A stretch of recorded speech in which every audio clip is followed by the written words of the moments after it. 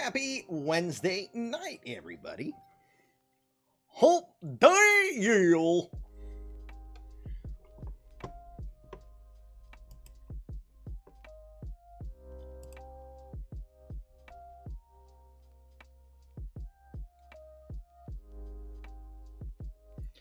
I know, huh? 23-7 with the win. Of course you realize this means war. Miami officially beginning war. Wins above replacement. What else did you think I was talking about? Hey-o!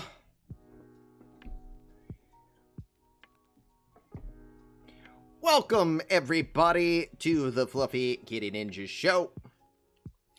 Commish LB getting ready to call some of the action in a couple more games on Winter League. We are almost down to the end of Winter League action, which means spring training right around the corner. Every team has at least 7 games left, as a couple days have been simmed already.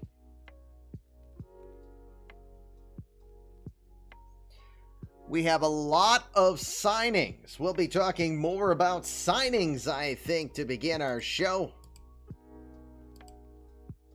as movement on the teams starts to develop more and more.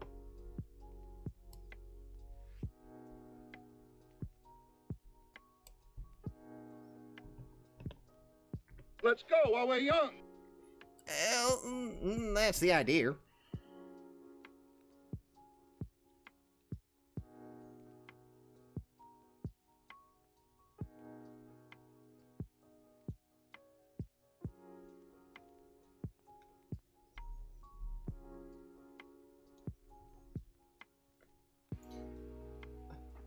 We have an Epic Snot Bubble in the chat. Hi, Epic.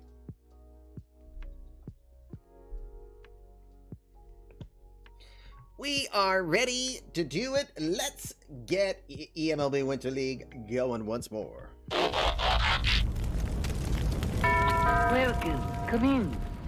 Fresh victims for my ever-growing army of the undead. Sir, you have to let go of the button. Oh, son of a bitch. Welcome again. Happy Wednesday night to you. Nice to have you here. It is Commish LB. Welcome to the Fluffy Kitty Ninja Show, the home of the eMLB baseball universe. Great to have you here. Noble, hello. Epic Snot Bubble, hello. EVC, hello. Everybody, hello. I am the Commish. My friends will call me LB. And if I keep streaming this frequently, my wife will probably call me 4-letter words. But she's fine. She's at hockey right now. But we still give her that right to do that. So we ask you, when you're here, be kind, rewind, kind of a professional dad. So if you act like any of my kids, I'm going to treat you accordingly and give you a timeout as a warning. And then I will ban your you-know-whats. We don't put up with that stuff around here. What do you expect when you pay a highly overpaid, pain in the you-know-what duck? Right, Daff? Watch your language, you bud. We're on the air. Yeah. So, as he always likes to remind, it is Fluffy Kitty Ninjas. It is eMLB Baseball. We are on the back end of the month of January, which means eMLB Major League action coming to you soon. Can't wait when the games really count, I tell you. But the games still count here in Winter League action as we're watching the stars of tomorrow shining bright today. We've seen some of those, like EVC hitting at 372 with a 745 OPS. Jeez. Oh, wait, that's a 745 slugging. Double. Jeez. Get that man a Major League regular spot. Yeah, we know that's happening this season anyway. Just like I'm pretty sure we're going to see Shane Rodecker in Cardinal Red at some point this season as well. Excuse me, hiccup. All right. So I said we have kind of a bevy of signings that have taken place. So let's start with looking at them. We start in the desert. We haven't seen the Diamondbacks doing much here this offseason. Well, enter into the foray and doing a signing of Jacob Nix. The former Padre will stay in the National League West, but move over to the desert. He's won 21 games in his last 2 seasons. Been consistent. He still pitches above average on the whip column. He's more of a finesse pitcher than a strikeout-style pitcher. He will paint the corners, work you to contact, and earn his victories there.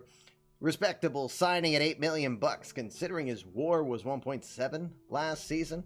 That's a pretty respectable number. So he signs a 3-year, $27 million contract, player option in that 3rd year for $10 million. If he kind of pitches the way he has, it's not a lock that he's going to take that deal. But here at this point, the 31-year-old, he turned 31 earlier this month, sorry. So you look at where he is at this point. Not a bad signing here for the Diamondbacks in their rebuilding project as they try to retool for the future. Why not use Jacob Nix as a guy who could possibly be of value, but might be more of a respectable bridge towards the future of this organization. Jacob Nix, a former All-Star back in 2021, sides with the Arizona Diamondbacks as your first signing. Darn it, it's going to do that. Now it's going to get me away from showing everything off as surprises. Next, Grant Townsend signs with the Oakland Athletics. The 29-year-old reliever signs for $3.2 million. He's pretty respectable last year in a short stint with both the Giants as well as the Orioles. Mid-3 ERA when you look at him. 2.57 ERA in 42 innings of work. Whip of 1.19. I think that's going to do pretty good for the Athletics. Again, he only had a 2 WAR. Wasn't used in any capacity other than middle relief, and most likely still only destined for that here with the Athletics. It's worth the gamble, and we've seen how pitchers have been at a premium, so why not? Grant Townsend going over to Okie Land, trying to avoid you guys seeing all the surprises. Bo Naylor, your next signing. The catcher, 26 years old, signs a 4-year deal for $32 million with the Boston Red Sox. Red Sox moving on from Chance Sisco, bringing in another left-handed bat, a much younger one, and probably a better defensive one. Now, Naylor's going to bring an interesting element to this. He's going to bring speed to the catching lineup of the Red Sox. I can't remember a catcher in the Red Sox history, being a Red Sox fan, and at the age that I'm at, being fast. Rich Gedman? Nope.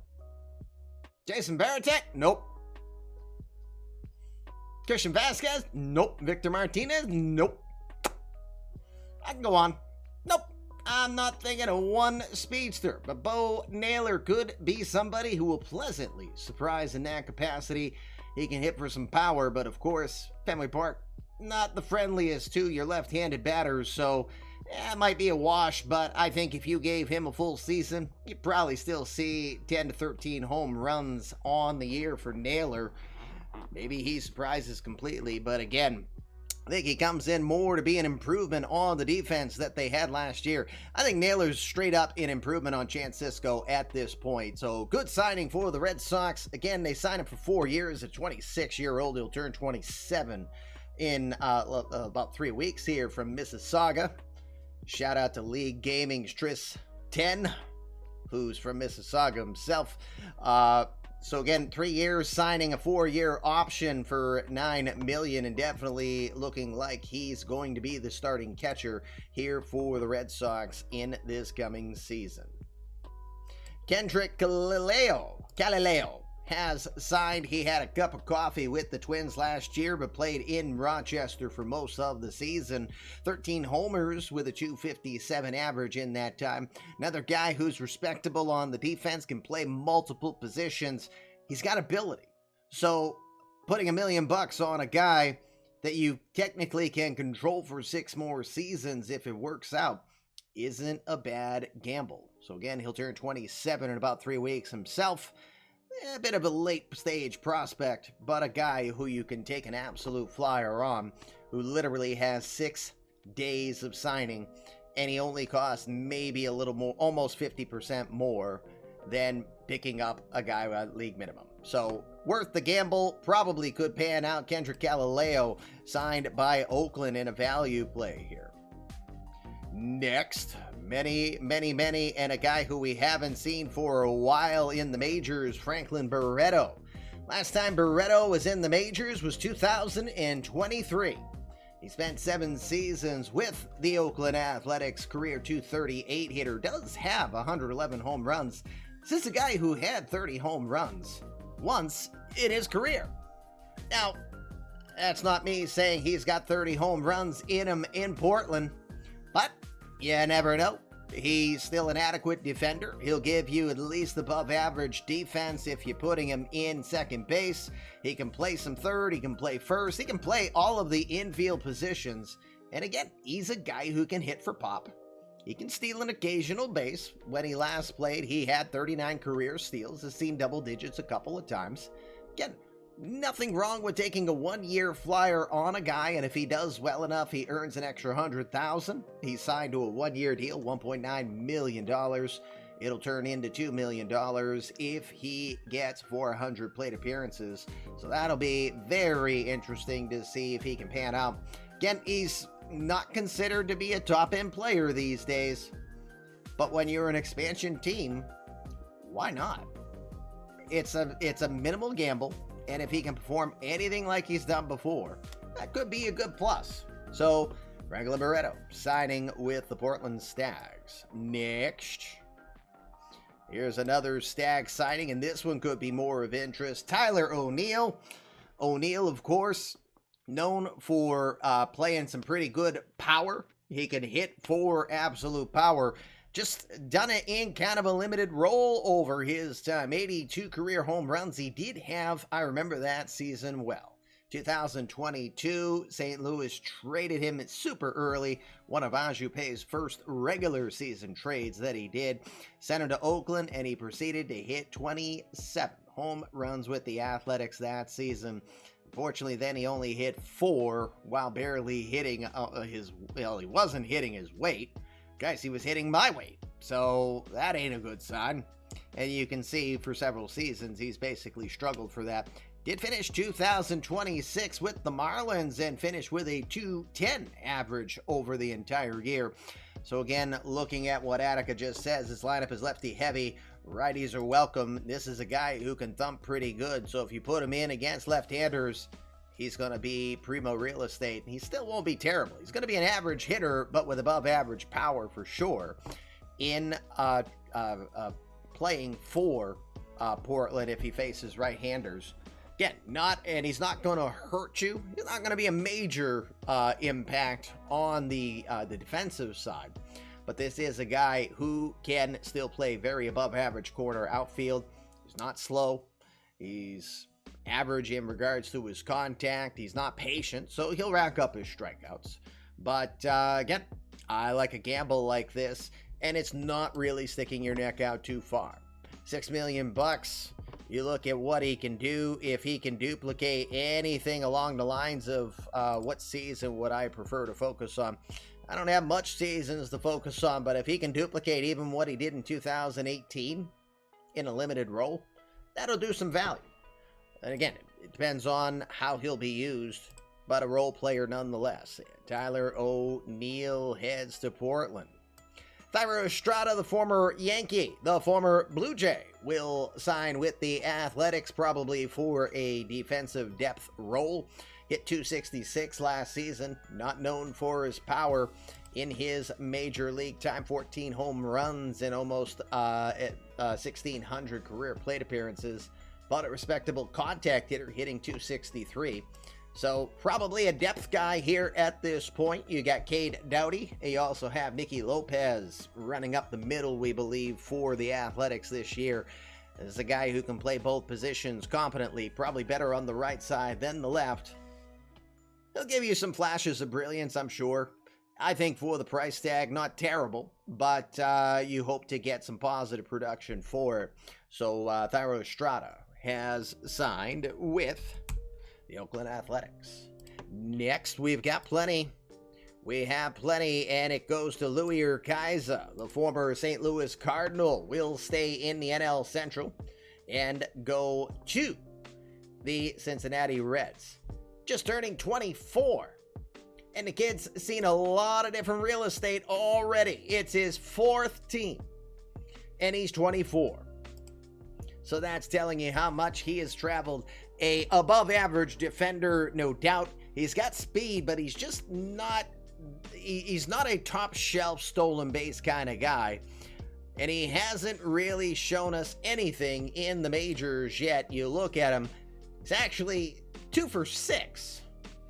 So stealing isn't his forte, despite his stellar speed on the base paths.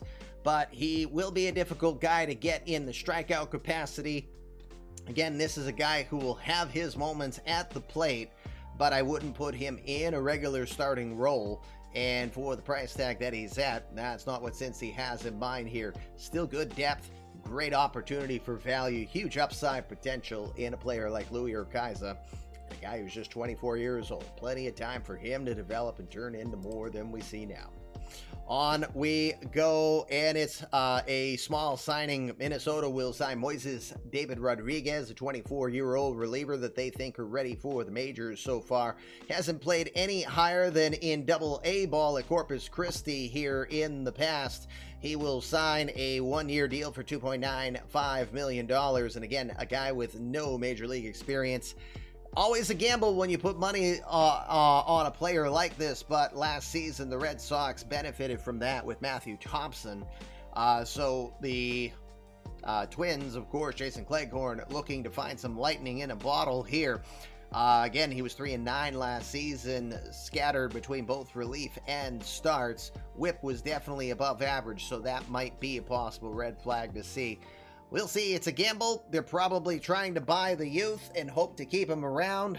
Well, if he pans out in any way, shape, or form with a pretty solid fastball, then maybe he has a little bit of a future in the majors, but we'll see how the Twins plan to use him here. Next, we go to Jonathan Holder, a former Yankee, staying in New York, but going over to the Mets now. The 33-year-old Holder was 8-4 last year with a 2.38 ERA. He signs a 1-year deal for $4.8 million. Again, that's pretty fair value for how he performed as a Yankee last year. It's a matter of real tricky nickname there. Yes, it is, isn't it? So he played very well for being a Yankee Stadium, 53 innings and only 4 home runs. That's better than half of how he did in the prior season. And this is a guy who's a known pattern to have fly ball tendency. He was able to work the combination pretty well on the fastball, slider, and the changeup. So Jonathan Holder will go over to the Mets. Matt Wallner, have suitcase, will travel. Matt Wallner is moving once again. 1, 2, 3, 4, 5, 6th team in Wallner's career as he signs a 1-year deal for $4 million. He was even given a non-trade clause this season, which I find interesting. So Wallner expecting not to go anywhere, and he insisted on that, although he'll have some control over where he goes since he needs to move him. Again, he's still a home run guy. He hit 19 home runs last season, but you can definitely say there's a bit of a drop-off in how he's performed since his last season as a White Sox when he had 34 home runs that year. Hit 73 home runs in those last 2 seasons. Commercial coming up in a moment. We'll try to bang out a little bit more on this. On we go. Jahmai Jones. I like this signing by the Miami Marlins. $4.5 million for 1 year of Jahmai Jones. This is a Gold Glove winner. This is a world champion. This is a guy who plays some stellar defense. This is a guy who has good offensive talent. He is a well-rounded player. He could be a starter. He could improve on depth. It really just depends what his situation is around here. He's still 29, and he's still got a lot to offer. Just under a 260 career average, 76 home runs, and over 750 career hits. So Jones, who's suddenly becoming a moving 1-year salesman, so to speak, will get his opportunity to show what he can do in Miami. Not the best place for a guy trying to show offensive prowess, but for a guy who's as defensively capable as Jones, that'll probably be a huge plus. I do like the signing for what Jones had done last season. I think this is a real plus for the Marlins. Let's see how they use it to their advantage. I'm going to see if I can push this commercial a little further down the road. I'll only be able to do it once, it looks like. But that's probably all I will need. Anthony Shaver signs a one-year deal with the Orioles. He's a 25-year-old from Claremont, Florida. Hasn't played above A-ball in Montgomery, Alabama for the Biscuits. This is a kid who has a respectable defense. He's not top shelf, but he's definitely above average, so he's not going to be too much of a disappointment out there. He's got respectable speed, so he'll be a pest on the field. It's the offense. The offense is questionable. He can hit some extra bases because of his speed. He definitely has a decent eye at the plate, but he's still prone to some bad swings and misses like most others. He's a guy that you will have to just see if you give him an opportunity. Does he surprise you? I don't know what Baltimore straight intent is here with their depth, but again, Anthony Shaver, $650,000. That's basically league minimum for him to be guaranteed a contract. And, well, at least he's got a spot on the 40-man roster, which is something he wasn't assured prior. All right, Manny Machado back, going to Pittsburgh. Not back, just never been in Pittsburgh before, but Mr. Miami, 394 career home runs, signs a one-year, $3 million deal to play in Pittsburgh. Now, I don't know if they have third base in mind. I know there had been a little bit of a rotation on first base. News, Baltimore signs non-first baseman. Yes, does a blind squirrel find a nut? I think there's some possibility to that. So Machado, of course, known for his famous injury he had in the start of the 2025 season, as he had an unfortunate accident at his home. It caused some major damage. It cost him a full season, and it showed last year how he was really affected by that with his performance. 128 games and just 3 home runs. Maybe Pittsburgh thinks that there's some potential there still in Machado. Maybe they're using it for the appeal of putting butts in seats. Who knows? But Manny Machado signs a deal for $3 million to go play in Pittsburgh. Bruce Rondon will sign a deal for 2 years, $1.9 million with a team option to stick around. I have a feeling if he pitches anything like he's done over the last couple of seasons, there is a likelihood you'll take a chance on that. For Rondon, now 36 years old, still pretty solid with the fastball and the slider. Still brings it upper 90s still on those pitches. And the whip looking far better last season with the White Sox as it got right back around league average. Rondon, 4.45 career ERA, just a fraction under 500 career innings for him. Pretty good signing for some depth, mostly just a mid-relief guy. Don't know if you even put him in a setup role. Again, it's the question of the control. He really improved the control from his prior year as he brought it down more than 3 walks per 9 innings.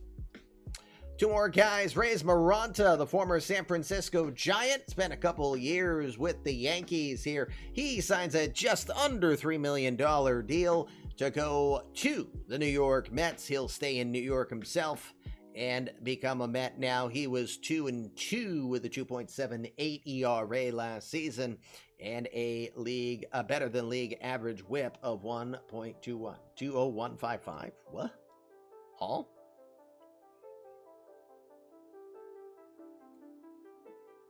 Oh, okay. I see what you're saying. He did not last season. That was the season before. Where the heck was Maranta the season before? Was he just on the sidelines? Was he injured? Hamstrings. Oh, yes. He had the torn UCL. That's the PIN number to Maranta's ATM. Okay. Well, if you get Sean Paxlayer's card, try that number. Maybe you've just won the lottery. I'm kidding, Sean. Evening, folks. Meanwhile, Sean Paxton in his background like, oh my god, I gotta change my PIN number right this moment. So El Tibu is going to try to make a recovery. Now let's do that better. He's going to try to make a recovery. He was a respectable 2.78 ERA, but he's coming back after losing a full season.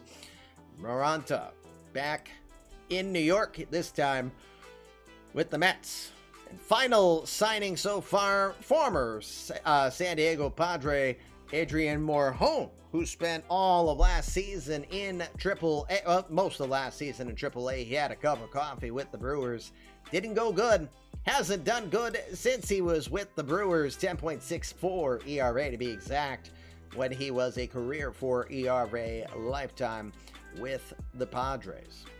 Morejon could be a depth signing, could be a reliever at this point, could use him in back-end rotation, spot starter, combination of things.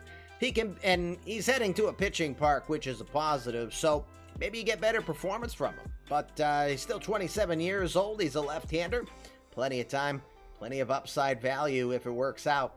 And it only costs you $2 million. And if it works out, you have arbitration rights for him for at least one more season. So Adrian Morejon is your final signing to this point.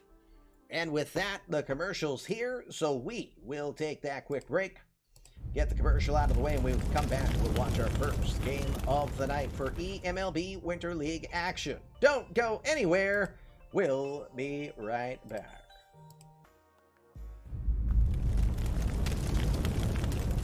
Coming back live, it is Fluffy Kitty Ninjas here on a Wednesday night as we continue eMLB Winter League action coming out towards the end of the tournament. Here is current injuries that have taken place. We've done 2 days of simming so far. We're going to finish on February 2nd in tonight's action. Alfredo Guerra from the Rangers has bicep tendonitis, expected to miss the rest of this tournament. 6 to 7 weeks is the expected length of time for his injury. A few other injuries, including Joe Olney, one of the top signings from the Expos, got a strained oblique, but expected to only miss a few days of action. And then Eric Ozimek has a fractured finger from a defensive play he made for the Cubs. He is expected to miss 5 weeks.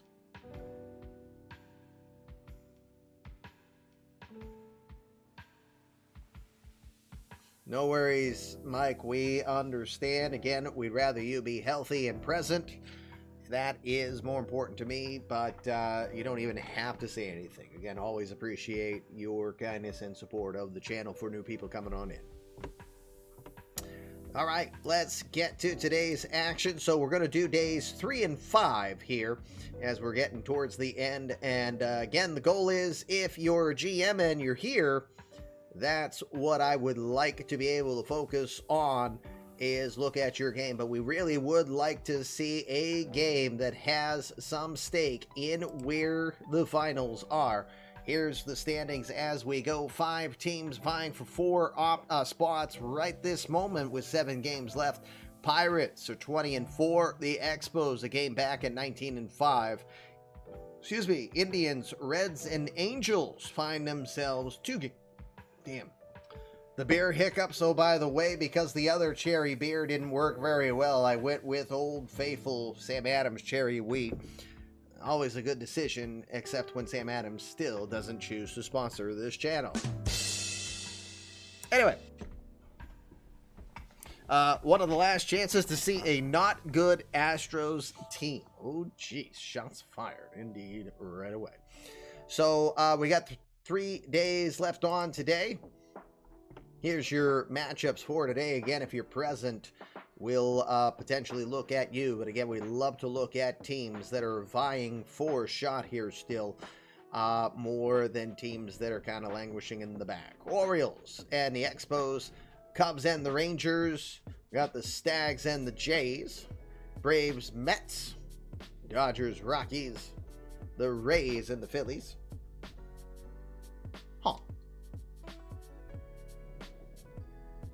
Not expecting my wife to be home unless practice didn't go very well. Braves and the Mets, the Dodgers and the Rockies. The Rays will take on the Phillies. The Astros will have the Tigers, Brewers and the Mariners, Cardinals, Nationals. The Angels and the Yankees would be a good one, but Pete is never present. Athletics and the Padres, Indians and the Diamondbacks, Red Sox, Reds, Pirates, Gents, Marlins and the Twins, and finally, White Sox, Royals. Anyone here in those matchups that we can peek at? If not, I can always quick sim and we can go to day 4.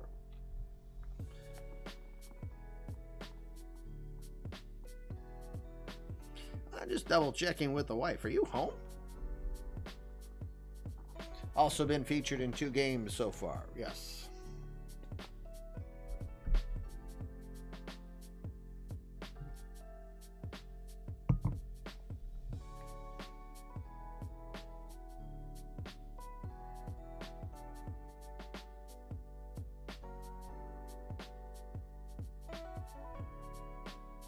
Hold on, I'm confused.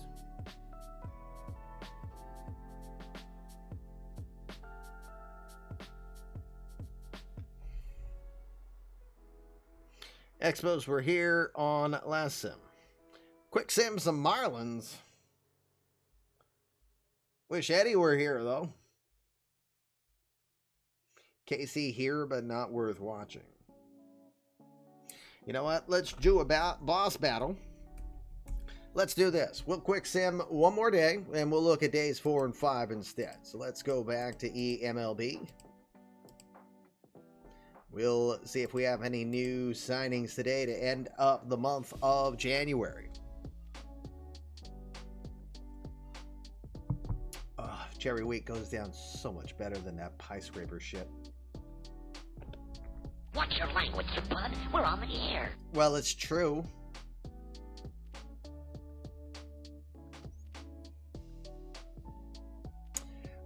No new signings, and Ken, to be frank, minor league signings are just that. They're minor. Those are best to be seen or looked at by you off stream. Not really worth investing in on the content. Although Brian Mata being claimed off of waivers from Portland's of interest.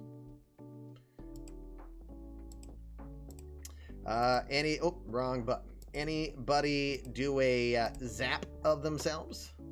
Nope. I had that fear all day that I was going to be an out of the park off-season injury, because here I was working in my office and I had 5 trees being taken down.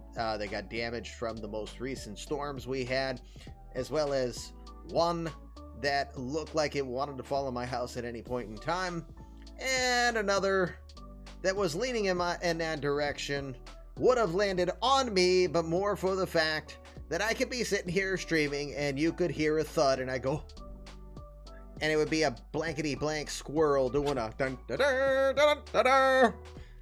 No more. The only squirrels that are gonna land on my roof are able to jump some mad heights, and that will be a mutated superhero type squirrel, not Squirrel Girl. No, we're not going down that road. But yeah, trying to protect my house a little more. Santa's squirrels pulling his sleigh. Yeah, that's true. That's true. That's definitely why I kept looking up. Although I was still awake. So that would explain why I didn't get any gifts. You know where my gifts are? They're probably in between my walls, and it's probably a bunch of nuts. It's a bunch of nuts. That's what she said. Indeed. All right, let's get over to, let's get over to, yes, here we go. Winter League action. Spring training ballpark. I'm sorry. Brendan Davis injured in a collision at the base. He's got a strained oblique. He'll be day-to-day for 4 weeks. That's an F. Oh, meanwhile, Qui-Gon Jimmy has a mild calf strain. That's what you get for fighting Darth Maul from time to time. It'll be day-to-day for him, but he will not be affected too much. Mr. Sean Paxler going to get $3 million. I see your $3 million. and I will credit you later. All right, let's go see what we got for games in this one. Well, there's a good one right there. Reds, White Sox. Rangers, Athletics. Red Sox, Braves. Giants and the Rays. Jays, Marlins. The Royals and the Brew Crew. Rockies and the Stags. Tigers, Dodgers. Mariners, Astros. Yankees, Pirates would be another good one. Expos, Angels would be a good one. Dear Lord.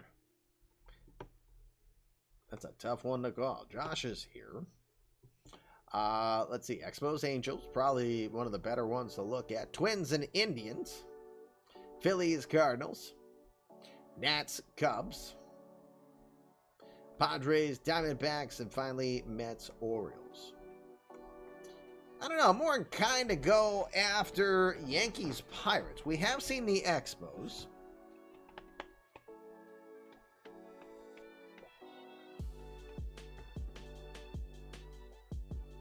Almost in this instance, I'm tempted to just grab a game and we watch it. But we watch it fairly quick.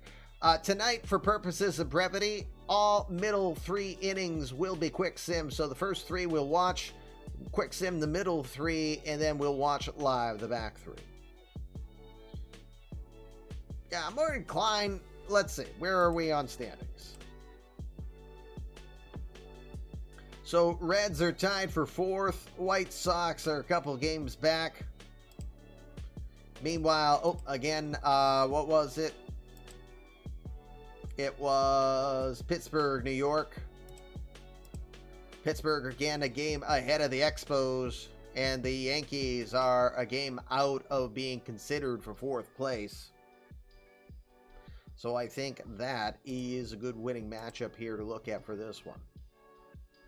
We'll go to that one. It will not be decisions on managers. We'll stay with the AI.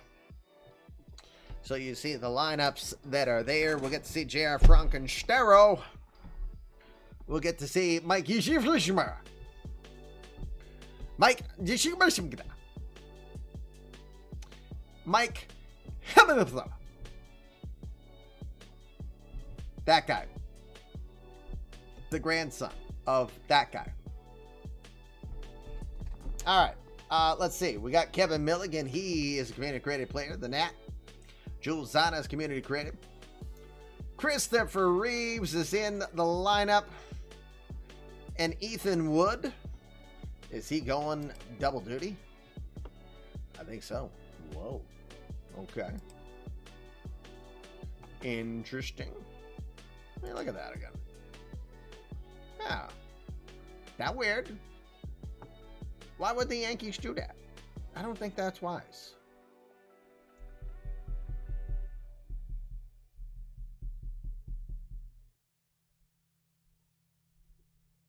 I mean, they got 9. Why would the game do that? I mean, Wood's not that good of a hitter, is he? Okay. Well, he hit 323, so okay. You got Ruben Davenport, Hank Porter. Better players that could be played in this. YOLO, says Noble. I think that's pretty much fair in this one. All right. It is what it is. To Constellation Field we go for this one.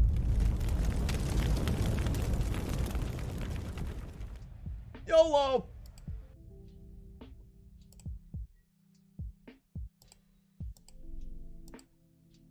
Welcome to YOLO, Constellation Field. It is the Flip Kitty Ninjas game 1 of our matchup tonight between the Yankees and the Pittsburgh Pirates. Defensive alignment, Bill Parker is in left, Patrick Hart is in center, and Mike Yeshua, he's in right. J.R. Frankenstero's over at third. Juan Puente is your shortstop. Johnny Castagnosi over at second. Brett Andrews is at first. Alan Leonard is behind the dish. Oh, I am real sad if Raquel Welch did truly pass away. Alan Leonard is behind the dish tonight. On the hill tonight for the Pirates is Mike Perter. Perter, 23-year-old from Cleveland, Ohio, pitched briefly. 6 starts for the Pirates last year. He was 2-2 with a 4.13 ERA. It was perfect time to come around, Punk. You get to see yourself. Now, again, if you're just joining us, we are quick simming the middle 3 innings for brevity so that I am not streaming all night and not getting glared at by the wife since I'm streaming from now till Friday. All right, Kevin Milligan, the Nat, community created player, comes in hitting .321 in the tournament. He'll start off in this game as Perter gets ready to make the first pitch. And thank God it's 58 degrees. No freezing temperatures for this one. First pitch, it's a swinging bunt right back towards the mound. Herter's got to hurry. He'll throw to first. That's not going to be in time as Milligan shows off the speed. We've got a lead-off hit to start this one off. Wind is blowing left to white in this one. Juan Aguilar is your batter. .368 average in tournament action. The 1-2 from Perter. He swings and misses and goes down. First strikeout for Mike Perter as we get an out here in the first. Catcher Jules Zana comes in, former second-round draft pick in 2025. The community created player of Pete Grassi. Hitting .420. Smoke him if you got him, Jules. A 1-2. Grounded to third. Over to second for 1. Over to first for the 5-4-3 double play. Inning in the books. 1 infield hit, but nothing doing further. We go to the bottom of the first. It's no score. Pirates coming to the plate. Before we check them out, let's look at the defensive alignment for the Yankees in this one. Alex Green will be in left field. Ben Schalk is your center fielder. And my Jan is in right field, but we'll call him Ron Jan Lara in right field. Chris Reeves, one of the top draft picks in this last draft, will be at third base today. Kevin Milligan is at short. Mickey Lopez is at second. Juan Aguilar over at first. Jules Zana is behind the plate. On the hill today with an 11.84 ERA, 24-year-old Kentuckian Ethan Wood. Wood did pitch 107 innings last season. He does have got to make sure the major service is good. I know you can't see it. There, now you can see it. He's fine. All right. Ethan Wood, ready to go. Brett Andrews starts us off hitting .253 here in Winter League action. A 2-2 pitch. It's a swing, but it gets by to the backstop. They'll throw to first. Zana will throw him out to complete the strikeout. First strikeout on the day. Meanwhile, Jules Zana walks back towards the dish and raving positive for Ethan Wood. That's the old pepper boy. That's the old pitching. That's putting it over the old plate, boy. He only threw a 69-mile-an-hour curveball, by the way, to get it done, but you do you, Jules. 1 out. Johnny Castagnozzi is your batter. .255 average with a home run and 10 RBI. An 0-2 pitch. Got him swinging. Another curveball will do him in. I cannot hit curveball. Straight ball, I hit it very much. Curveball, bats are afraid. Bats are afraid indeed. 2 strikeouts by way of the breaking ball. 2 strikeouts, 2 outs. Bill Parker comes to the plate. Bill's been impressive. 9 home runs in tournament action while hitting .396. An 0-2 pitch comes to Bill. He'll lift it towards right field, down towards the line. It's going to drop in for a hit. Tried to get him with a curveball. He was waiting on it, and it's hit into right field. Ron Lara does pretty good to hold Parker to a single. One of the most deadliest bats of Winter League is Ismael Bracamontes. 398 average with 17 home runs in Winter League play. That's just over 100 at bats. A 3-2 pitch, runners going. It's going to be grounded hard over to first, where Juan Aguilar waits. He will make the play, and that retires the side. We'll go to the second inning. No score here from Constellation Field out in Sugar Land, Texas. eMLB Winter League rolls on. Second inning we go. Alex Green will start us off. 4, 5, 6 hitters due up. Green, 366 average for the Yanks with 8 home runs and 25 RBI. The pitch is grounded towards short, ranging to his left. Juan Puente has it, throws to first for the out. One down now. Ron Lara, the right fielder, has 12 home runs while hitting a scorching 474 in tournament action. 3-1 delivery coming from coming from Purr. It's gonna miss outside, ball 4 as he walks him. Got a weird text here a moment ago. Oh, it's a company pitch in their wares and it's somehow forced to my phone. Big deal. Lara gets aboard. Lara with 1 stolen base here in tournament action. In comes Chris Reeves, Superman himself, the 18-year-old from Fort Myers. He was signed as the 4th overall selection this past draft. Hitting .244 with 3 home runs in Winter League play. 0-1 pitch, going to be lifted softly towards second. Johnny Castagnosi gets over behind the bag to make the play as that was a soft blooping shot. Does not land fair as Castagnosi makes the catch. 2 outs. Mickey Lopez, your second baseman today, is hitting another scorcher, hitting .473, has a home run and 11 RBI. The 1-1 pitch from Purder. Gonna go the other way, lifted lazily to left field, waiting for Bill Parker. Pulls it in to retire the side. We go to the bottom of the second. No score here in this one.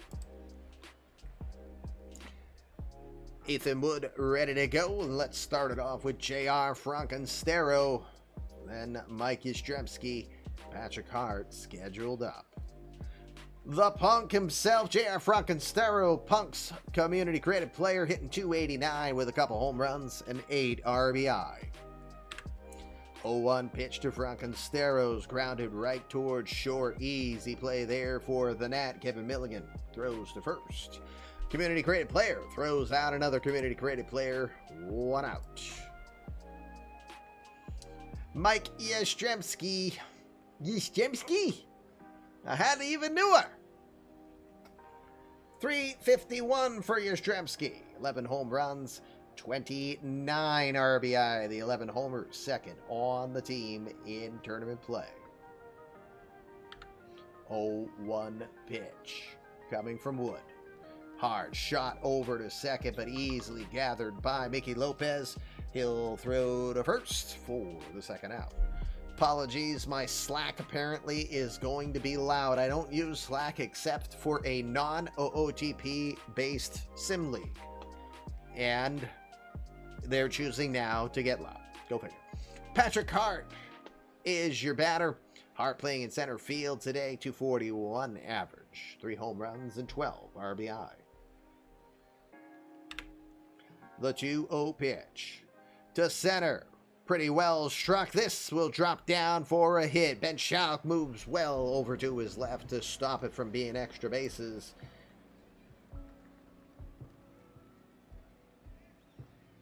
Well, yeah, also, I was like, take? No, yes, you're right. You can talk to Dave there pretty easily on Stats Plus. Originally, that was the only thing I used Slack for. I hate Slack. I really do. I do not like it compared to Discord. Juan Puente, your shortstop.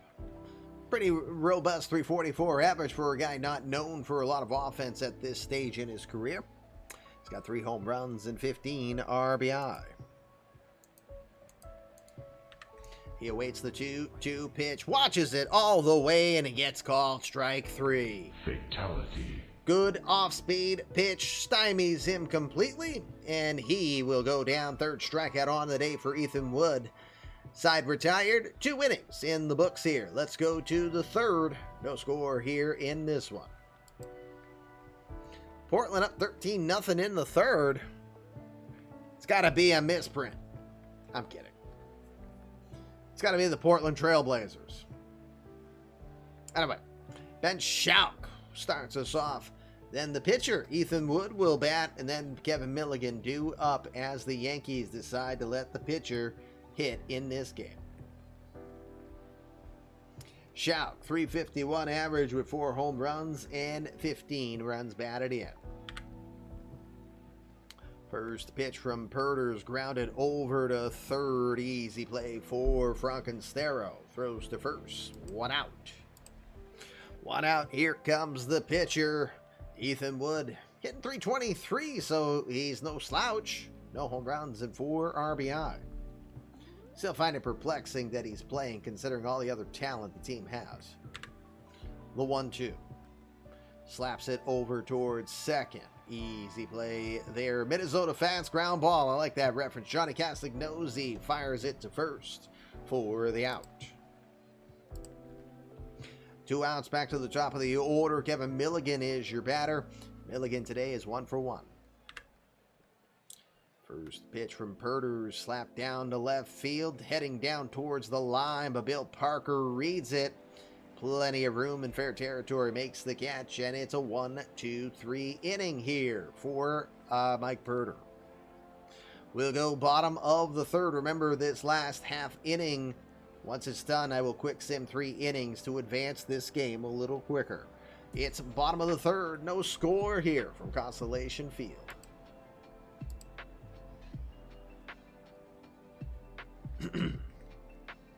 Ethan Wood ready for another inning. We'll start it off with the catcher, Alan Leonard. Leonard, 265 hitter here in tournament play. A 1-1 pitch from Wood. Towards right center field, pretty well struck. This will get down and find its way to the wall. Leonard takes the corner, heads for 2nd. He will get in there without a throw.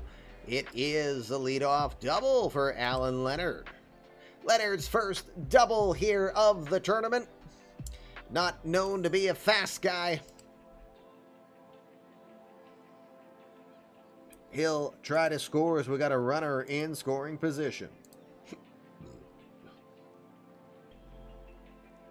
Actually, the Portland Trailblazers up 13-0 in the 3rd would be national sports news. Yeah, because that game would really suck. All right, Brett Andrews, we go top of the order. He's 0 for 1. 1-0 pitch. Got it on the end of the bat. Pops it up. Left side towards 3rd. Reeves calls for it and makes the catch for the out.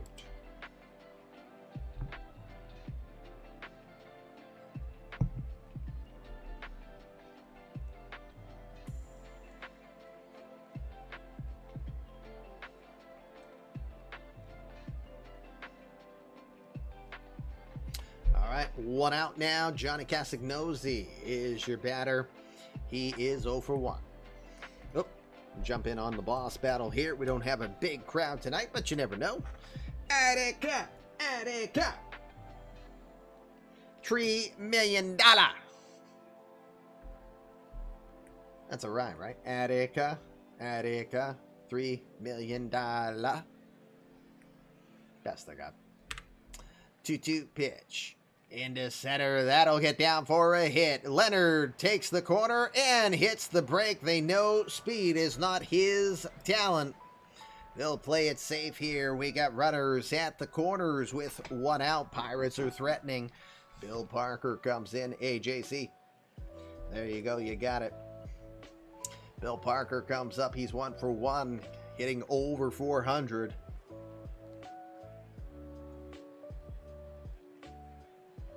The 2-1 pitch. Grounded over to third. They're going to play it safe as it was a slow roller. They'll throw to first. They will get Parker out, but Leonard comes in to score. That'll be an RBI ground out here for Parker. It's Parker's 28th RBI, and the Pirates lead 1-0. For anybody who gets hit by a pre-roll, it's about 30 seconds away. And again, I apologize if you get hit with ads. College is coming. Waiting and waiting and waiting for the official answer for Makito. Ismael Bracamontes here with 2 outs and a runner in scoring position. Bracamontes is 0 for 1. Full count pitch comes. It's down the line, right field. It's going to get down. Taking the corner, heading for home is Castagnosi. He will get in there with the RBI. Bracamontes will advance to second on the throw. He'll be credited with a single, but it's an RBI single, and the Pirates are now up 2-0. J.R. Frankenstero comes back up. He is 0 for 1. First pitch he sees to the gap, right center. It'll get down. Runner is heading for home. Frankenstero thinking why. Whoa, big breaks. He hits and he leaps right back towards the bag, as that was almost a mishap. Don't know if he missed the step or not. Was thinking 3 all the way, but he pulls a hard break. Probably almost injured himself and gets back in with the RBI double. 7th double on the season for Frankenstero, his 9th RBI. And it's now 3-0.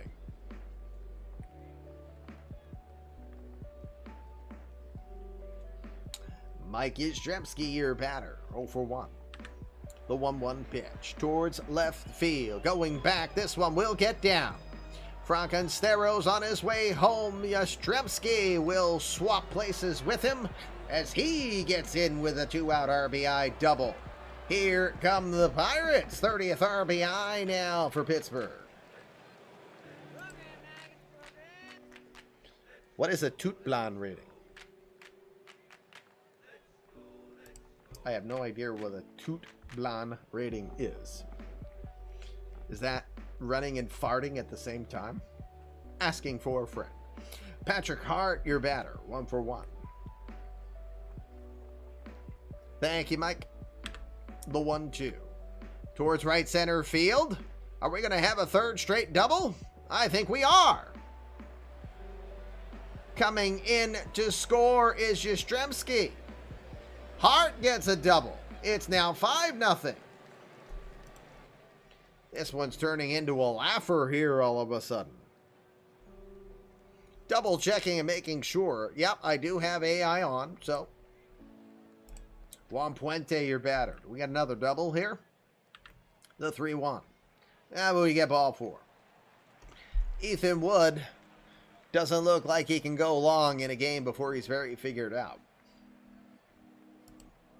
Alan Leonard, your batter, 1 for 1.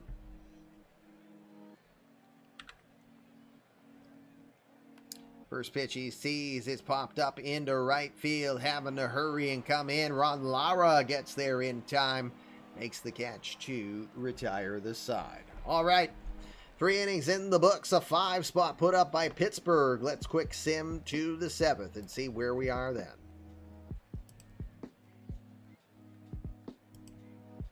Six nothing as Pittsburgh scores one more time. Wood still in. A solo home run to Bill Parker. Now, I believe his 10th home run on the tournament. It is. 5th inning we go. Still 6-0. One more inning before we come back live. Blaine Enlow comes in to pitch and gives up 4 runs. Turning into a laugher. Leonard walked. Andrews walked. A fly out to center field lets the runner tag up to third, so Leonard got to third. Parker got a double, and it scored both runs there. Then Bracamonas with a 2-run home run is 18th of the tournament. 45 RBI, making it 10-0. We come back live here. Almost tempted to just quick sim this whole dang game because, wow, this one is not competitive at all.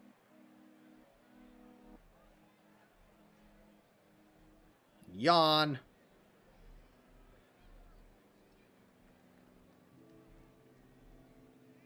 Double checking. Yeah, again, the wife would really like me to be done when she gets home. Acronym that stands for thrown out on the bases like a nincompoop. Well, I've been toot blonde once upon a time in my playing days. You know how you don't make the last out at third? And I once thought I was so frickin' fast that I tried to tag up from second and third and then bottom of the ninth with 2 outs. It was a meaningless run. We were still down by 4, I think. But again, I was just like, I can do it. I got thrown out. Toot blonde! Anyway. All right, you know what? I agree. We're going to quick sim the rest of this because this game is just yawn. Now, if it comes within 3, we'll come back.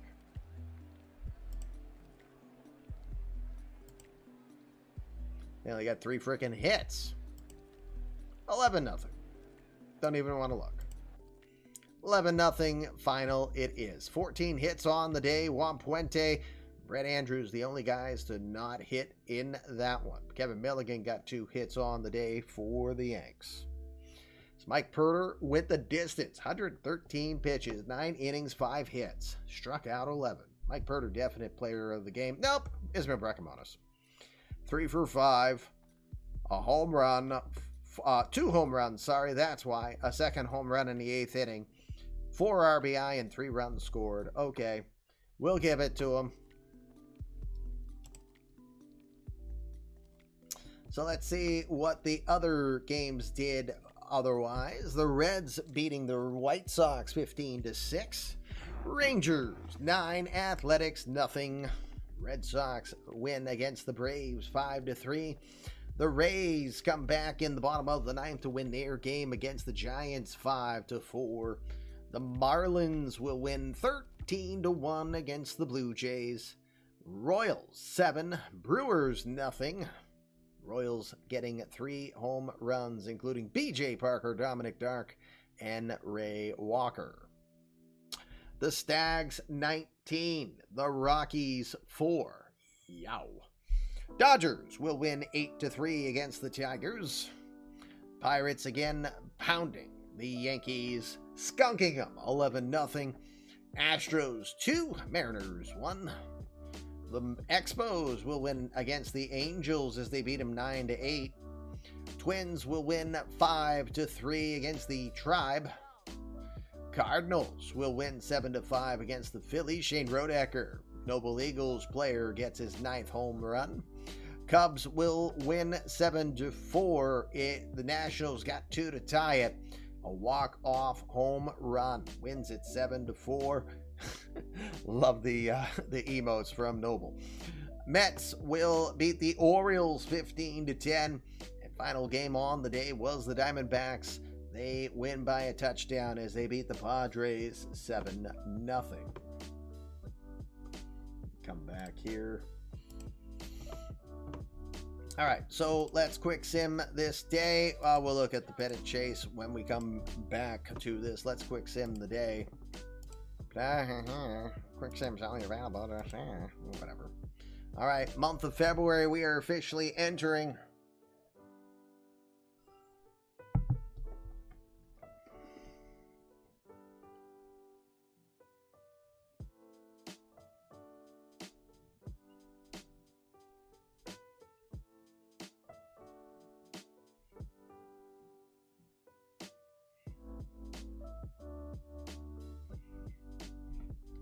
All right, so let's see. Just one signing, an interesting one. Jorge Guadarrama will sign. He has not played above Double-A ball, and he was in Baltimore once upon a blue moon.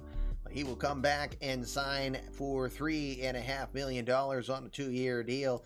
Again, no major league experience. No major league experience for Guadarrama, so that means that if the Orioles continue to keep him, they will have him under control beyond that as well. Again, he did pitch last season. He pitched for the Royals in rookie ball. 10 starts, had a 2.25 ERA. So the question mark is reliever or closer? Or starter, I should say. I don't see him. I just don't think. Now, again, this is Baltimore. And if he's given a shot, it's now a more pitcher-friendly park. So maybe you can get away with the thought that he leaves the ball up too often and is prone to home run ball. Who knows?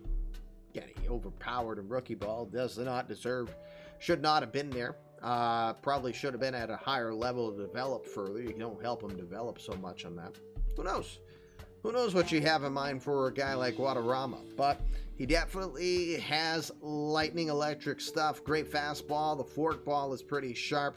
Curveball isn't going to be a slouch. It's not going to be a dominant pitch, but it has its moments. So Guadarrama could be an interesting pick here.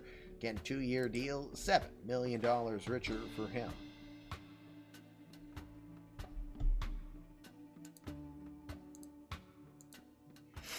All right, so do we have any freak injuries? Well, let's look at transactions first. I do not understand some of these weird-ass signing bonuses. You guys and your weird little trends. I'm OCD. I can't stand the numbers that don't end in zeros, but that's my problem, not yours. All right, no further electrocutions, but Gregorio Ramirez for the Padres. Don't know if they had any plans for him this season, but he's going to be out of commission for a bit as he tore his rotator cuff. He's expected to not be back until roughly the summertime. No other major injury. Rotator cuff, no fun. That is true. All right, here's your final day of games for this one. Again, before we get to that, let's look at the standings again. If we finished right now, it'd be Pirates Expos 1-2. And then you got 3 teams vying for the last 2 spots. And I don't know what the head-to-head is. So Reds, Angels, Rangers. Reds. Never mind. I ain't gonna bother wasting the time on it. You get the idea. All right, let's look at our matchups. Marlins against the Rockies. Cubs, Phillies. Orioles, Red Sox. Yankees, Rays. Oh, wow. Pirates, Expos. We just saw the Pirates, though. And we've seen the Expos recently trying to spread the love if possible. Cleveland, Toronto. Wrong Canadian team. Astros, Royals. Angels, Mets might be one we watch because we haven't seen either of those teams, I believe. Athletics, Nationals. White Sox, Braves. Dodgers, Mariners. Stags, Tigers. Diamondbacks, Twins. Reds, Brewers. Rangers, Padres. And the Cardinals and the Giants. Tempted to say Angels and the Mets here.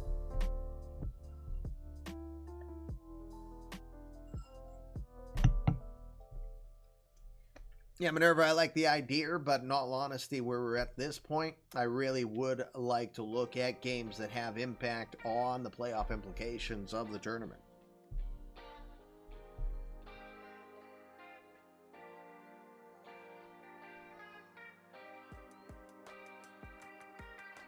Mostly because this isn't managed. Learned my lesson earlier last season. If you got 2 managed teams, doesn't matter. It's content. Anything can happen with those 500 teams going on a rampage. Well, with 5 games left, neither team is eligible now to make the tournament. I'm pretty sure on that. Let's see. Yeah. So anyone with less than 13 wins is already eliminated. We're going to make it Angels Mets.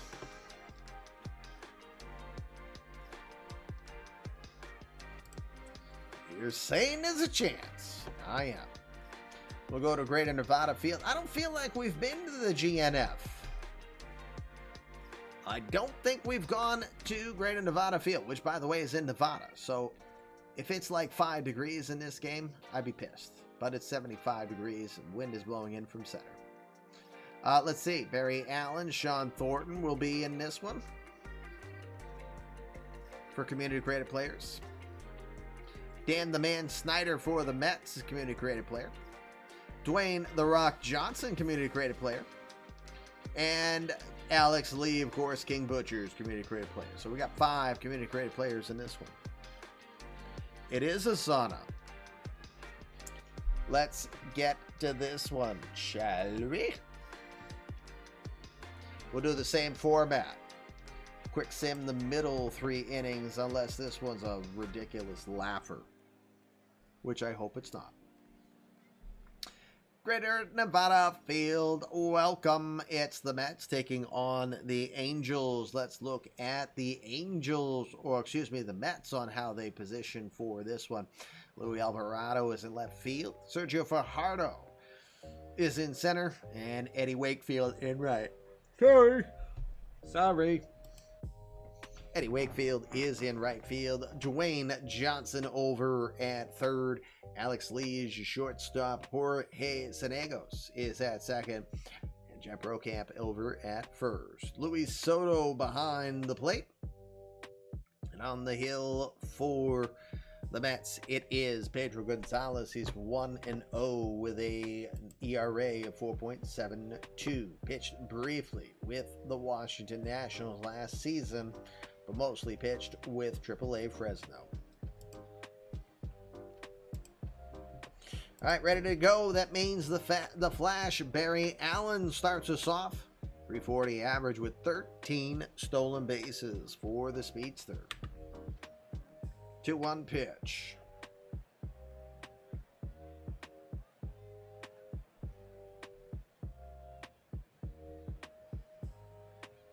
Maybe.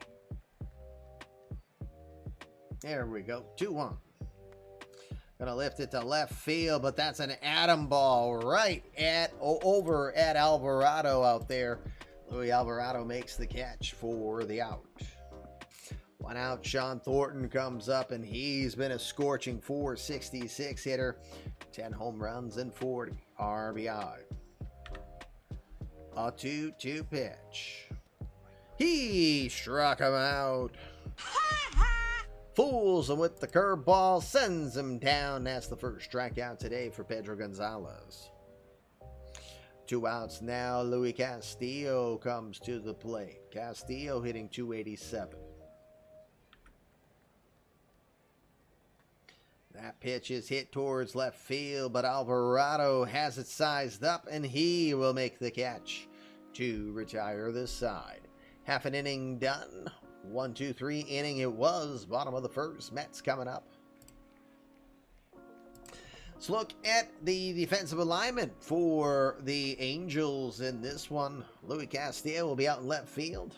Barry Allen is patrolling in center, and Zaire Easter is in right field.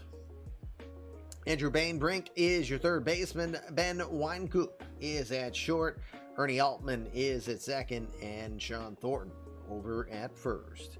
Chris Wilson behind the dish tonight. On the hill, Daniel Pratt, the 23-year-old from Ephrata, Washington, is a former 7th round draft pick and a 1.0 player, getting the start tonight. Alex Lee, King Butchers, community created players, hitting a straight .420. Smoke him if you got him, with 8 home runs and 25 RBI. A 2-1 pitch coming to Lee. He'll slap it to right field, and that one will get down. Hit a nice line drive into shallow right field. Nothing Eastern could do but corral it in and make sure that Lee can't go for 2. Got a lead off single. And Luis Alvarado, the left fielder, your batter. Alvarado hitting .310.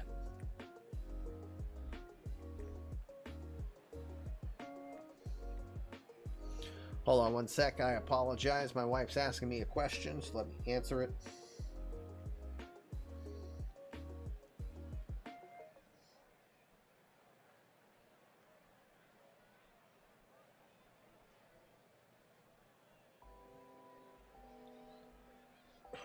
Wow, long questions.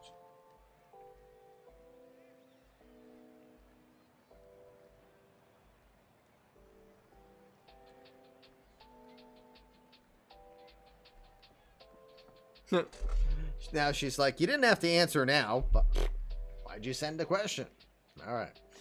Louis Alvarado is the batter. A 2-2 pitch comes into left field. This one will get down. Gonna chase after it a bit as it will find its way into the wall. Stopping over at third is Lee. It's going to be a stand-up double for Louis Alvarado. We've got runners at second and third now with nobody out. Boss battle. Hi, Scott, by the way. Hope Mrs. Serial Killer is feeling good tonight. Sergio Fajardo, your batter, the center fielder, has been pretty scorching of late with a .360 average and 13 home runs. 3-1 pitch. Gonna come inside. Miss ball for Pratt. Lows the bases now. And with bases loaded, Jeff Brokamp comes in. Brokamp hitting .309 with 4 home runs.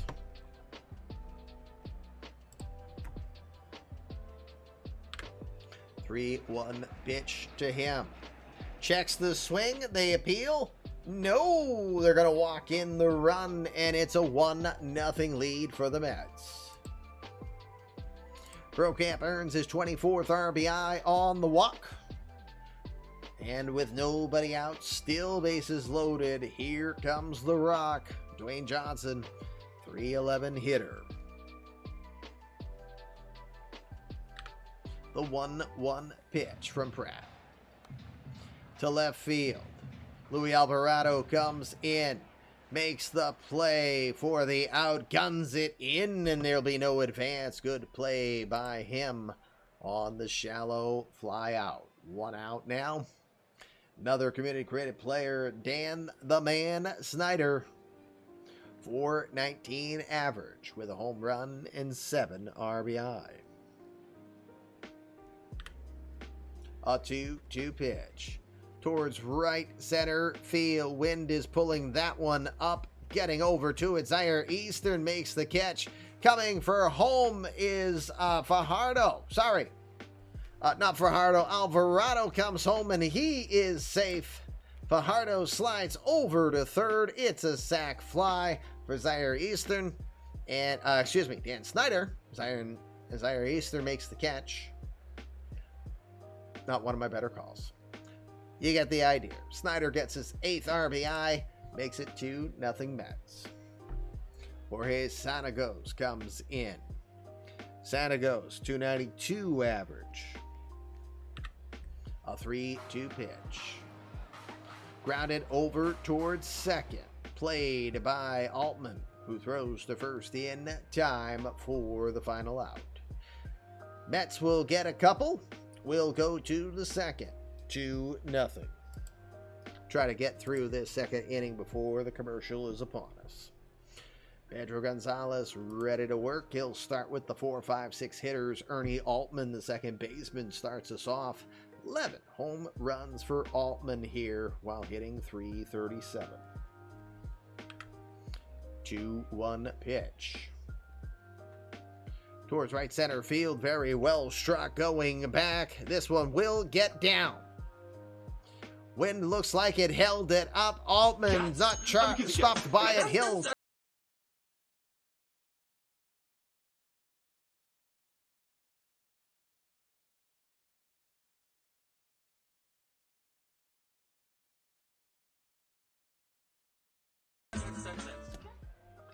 Jake with the tier 2 sub.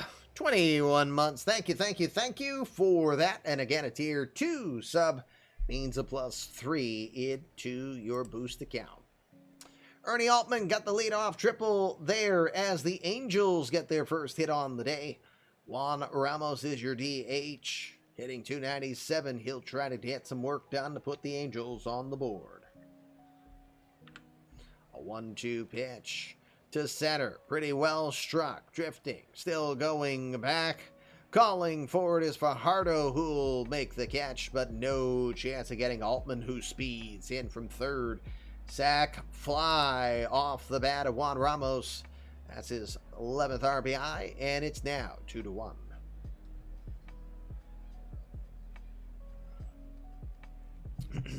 Zaire Eastern, your right fielder, comes in. He's hitting .467 with a couple home runs. A 1-0 pitch. He'll slap it hard to right field. Reading it well, Eddie Wakefield gets there in time to make the catch in right center for the second out. That was pretty well struck off the bat of Eastern. 2 outs now. Ben Wynkoop comes to the plate. Wynkoop, .319 hitter with 3 home runs. A 2-2 pitch. Got him swinging. Gonzalez earns his second strikeout on the day. And with that, I will say we're going to run out of time. Let me send us to commercial now, and we will be back. Again, sorry for the commercials. Gotta pay for college. We'll be right back and continue Game 2 of tonight's doubleheader feature. Coming back live, Fluffy Kitty Ninjas show here for Wednesday Night Baseball as we come back to watching the Angels taking on the Mets. Commissioner will be back here with you on the wrong screen, of course. Hello. By the way, hi, babe. The witchy hockey mom is in the background. So say nice things. Like, you know, thank me for donating a liver to you once upon a time, or, you know, saving like 12 cats and trees or something like that. That'd be great. Really appreciate it. All right. Anyway, bottom of the second we go. It's 2-1 Mets. Eddie Wakefield start us off. Luis Soto, then Alex Lee, due up against Daniel Pratt, who struggled in that first inning. Wakefield hitting .274 with 5 round trippers in this one.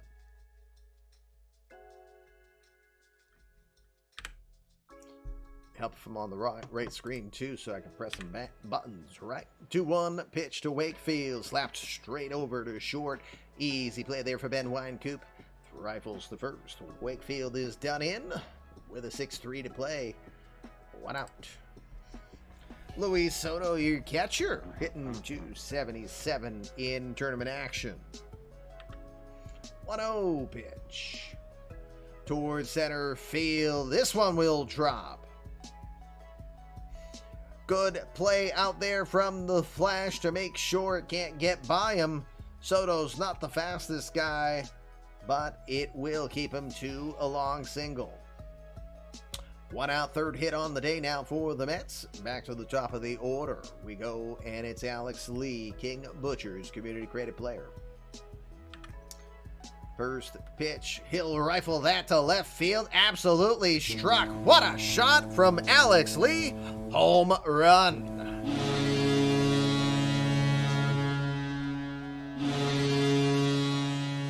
Two-run shot off the bat of Alex Lee, and it's now 4-1.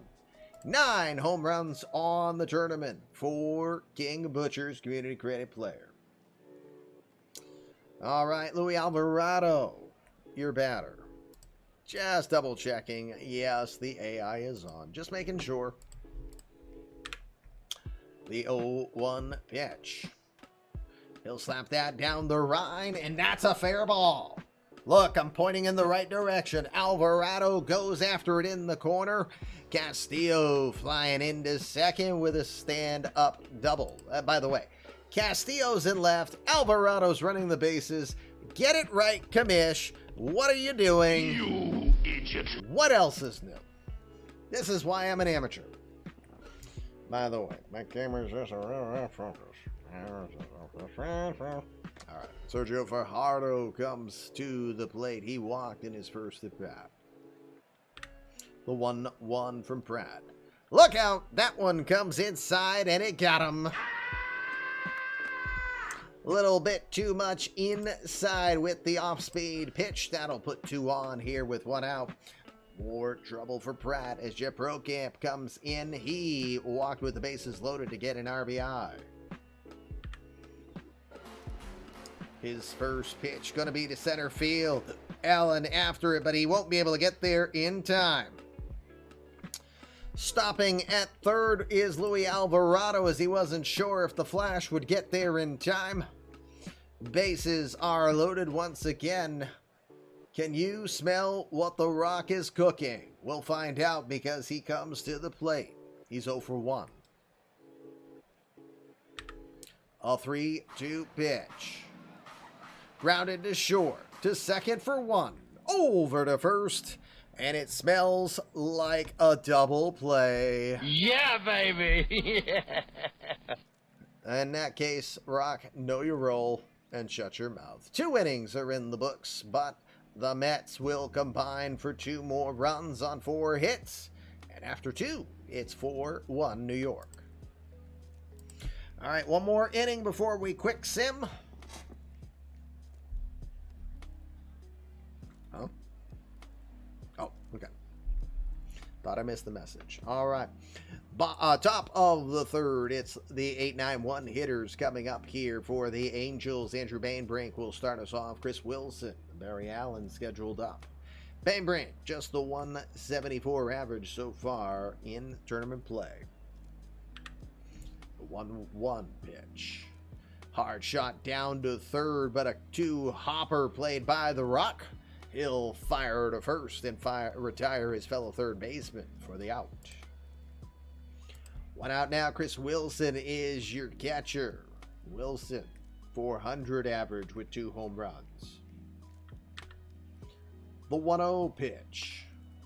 Hard shot to second. Jorge Sanegos has it to first for the second out. 2 outs now. Top of the order we go, and it's back to the Flash, who leads Winter League with 13 stolen bases. A 3-1 pitch. Nothing like putting the fastest man in Winter League on the base paths. He gets the first. Sean Thornton will try to drive him in. The 1-1 pitch. Well, he drove him in all right. Crushed is it deep to right field, into the bullpen for the 2-run homer.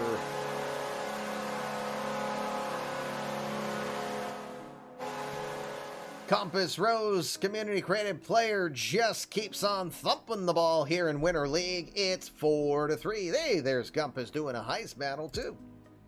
Touch them all. It's his 11th home run of Winter League action, and it's now 4-3. Luis Castillo is your batter. Castillo 0 for 1. The 2-1 pitch. Slaps it down the line. Fair ball. Fair ball. Castillo takes the corner, heads for second. The throw coming in from Wakefield is not in time. 2-out double for Luis Castillo. His second double of tournament action.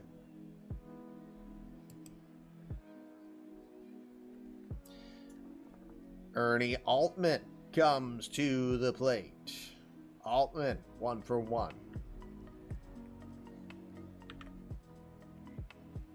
First pitch he sees, hard shot over to short, but Alex Lee is there. He'll fire to first, and that ends the side.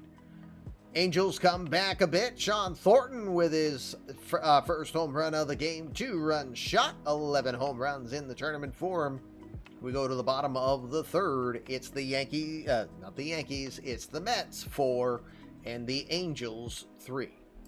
Why don't I just say it's the Yankees against the Dodgers? Then at least I'm completely wrong.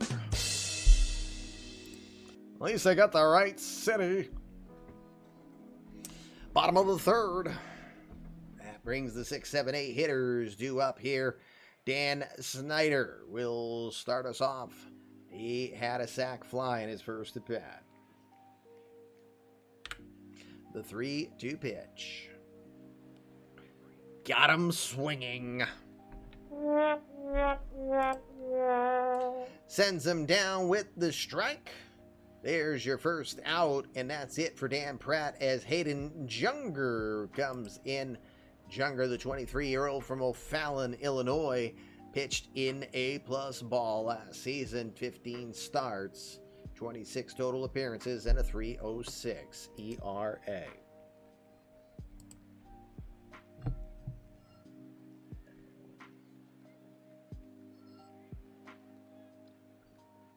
I have no idea what that headline means, but I'm all good for it because it's a headline. All right, Hayden Junger comes in. Jorge Sanegos is the first batter to greet him. Sanegos is 0 for 1. Full count pitch. Junger delivers to right field against the shift. Moving over, not going to be able to get there in time. As Eastern goes after it, Sanegos ain't waiting. He will head for second and get in there with a one-out double.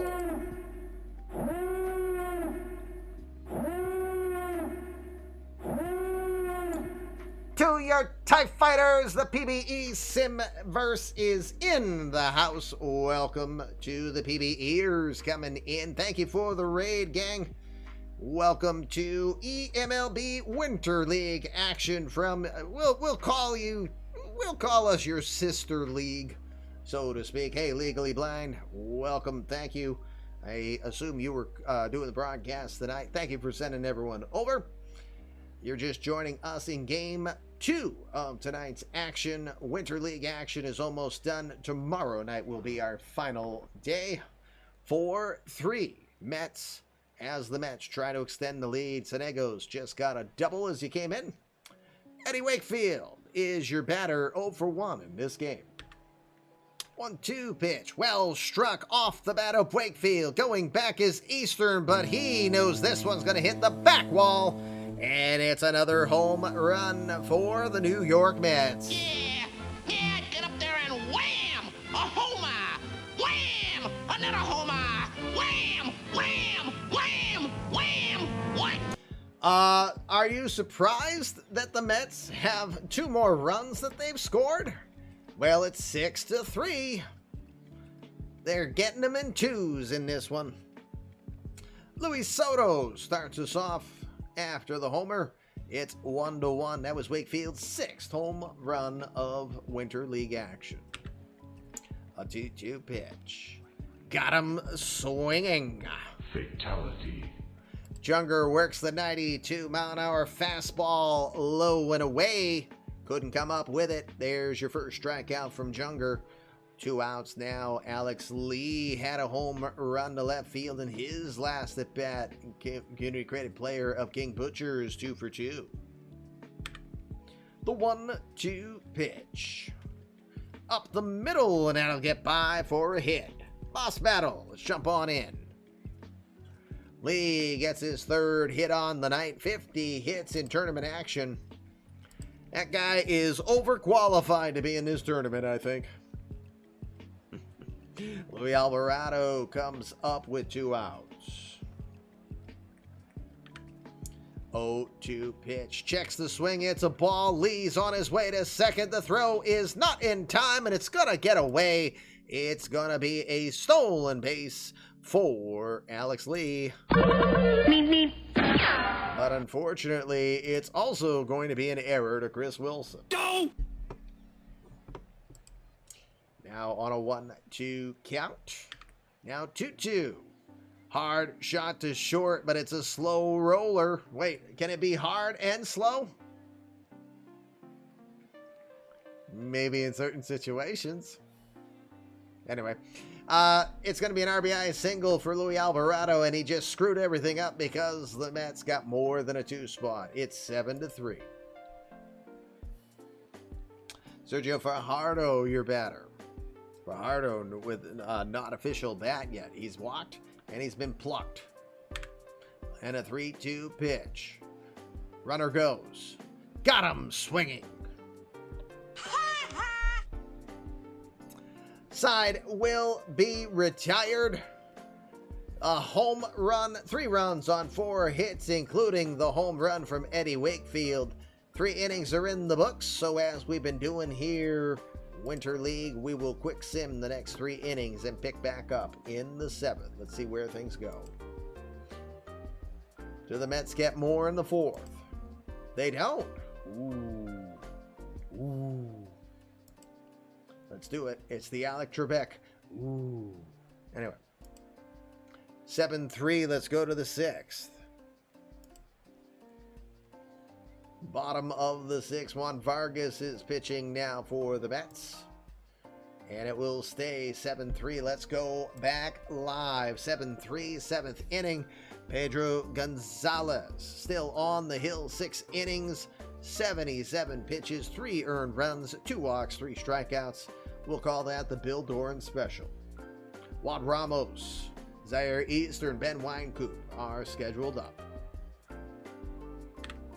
0-1 pitch to Ramos. To left center field, pretty well struck. This one might have enough carry. It does, high off the scoreboard. It's a home run opposite field for Juan Ramos.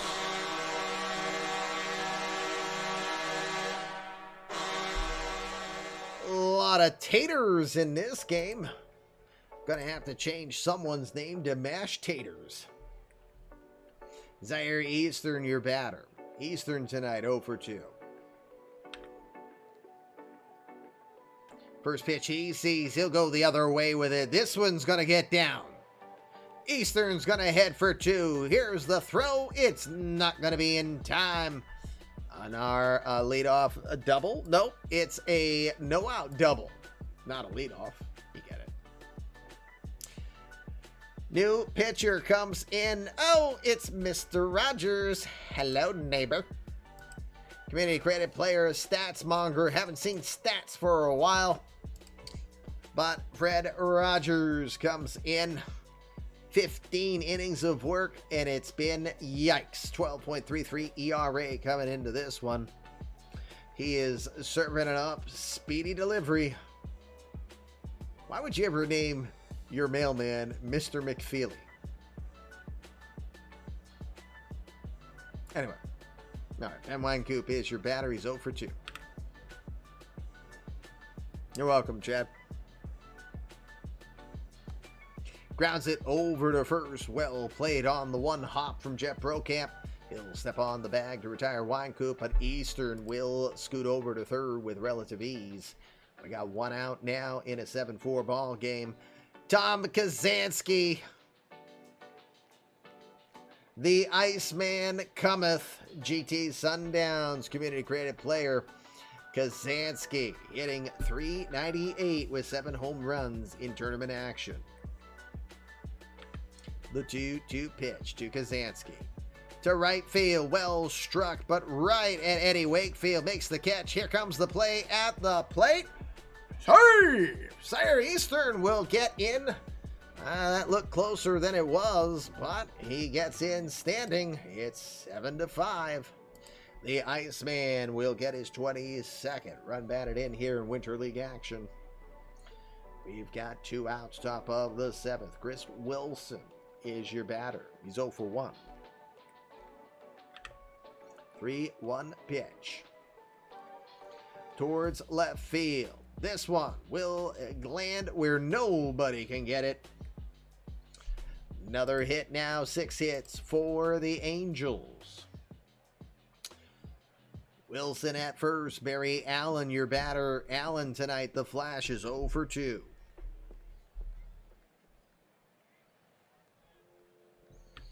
The 0-2 pitch. Got him looking. Just absolutely watched it go by.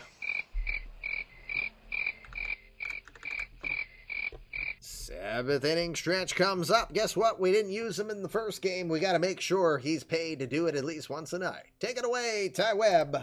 I was born to love you. I was born to lick your face. I was born to rub you.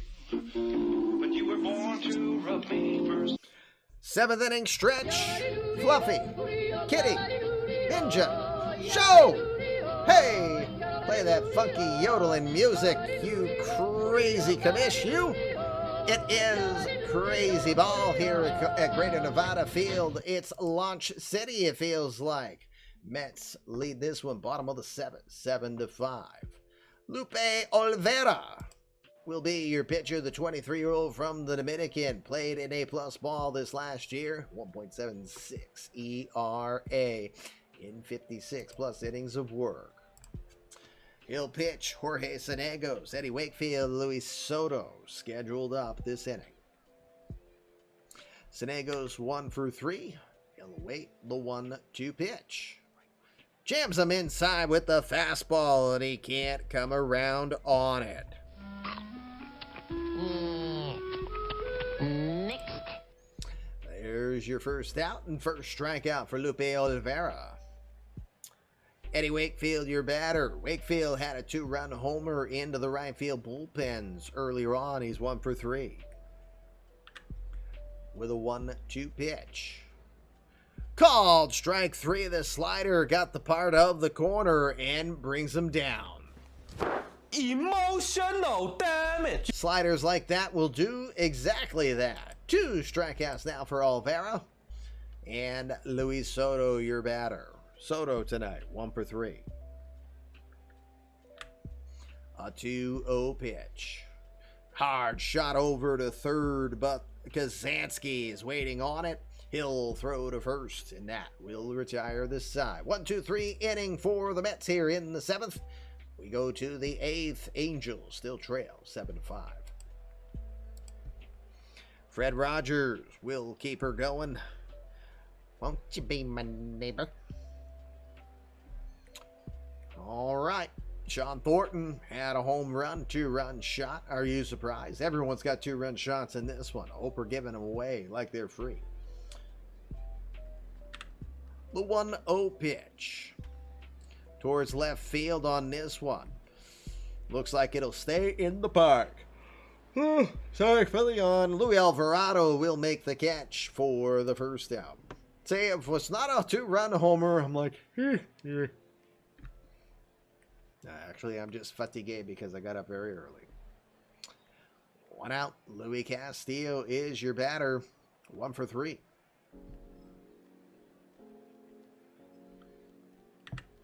A 2-2 pitch. Towards left field. Comes in, another play for Alvarado. Makes the catch. He's busy this inning. 2 outs. Ernie Altman will be your batter. Also 1 for 3. Yeah, I am hearing things. First pitch to Altman. Grounded to short. It's a slow roller. Having to hurry is Alex Lee. He will fire it in time to retire Altman and end the Angels in the 8th. Bottom of the 8th we go. It's 7-5 Mets. Top of the order starts us off here in the bottom of the 8th. We got Alex Lee, Luis Alvarado, and Sergio Fajardo scheduled up. Lee, your batter, having a great night, 3 for 3, including a 2-run homer. A 1-0 pitch to center field, and Alex Lee's got a 4 for 4 night. King Butcher's like, easy.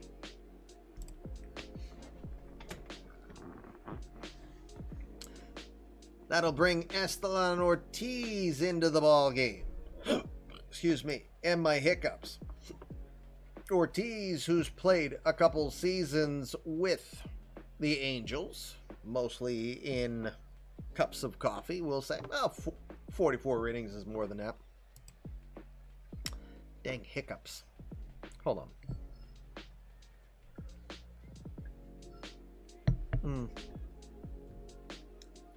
Pound some water to get rid of that.